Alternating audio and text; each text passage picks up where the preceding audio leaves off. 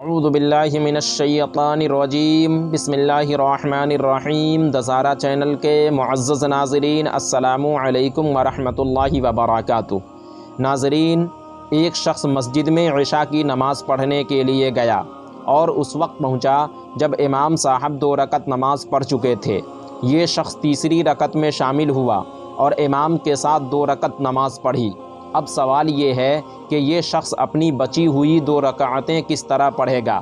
کیا یہ شخص بچی ہوئی دونوں رکعتوں میں الحمد شریف پڑھنے کے بعد کوئی سورت ملائے گا یا صرف الحمد شریف پڑھنے سے ہی نماز ادا ہو جائے گی؟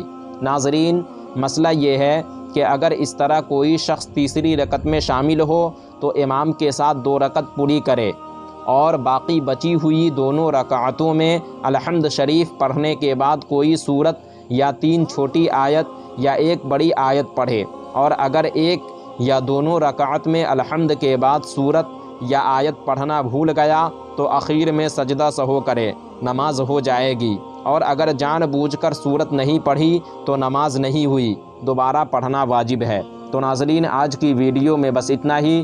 امید کرتا ہوں آپ کو ہماری یہ ویڈیو پسند آئی ہوگی۔ ویڈیو پسند آنے کی صورت میں ویڈیو کو لائک اور شیئر کریں، اور ابھی تک چینل کو سبسکرائب نہیں کیا تو ضرور کریں۔ پھر انشاءاللہ نیکسٹ ویڈیو میں ہماری ملاقات ہوگی۔ جب تک کے لیے اللہ حافظ۔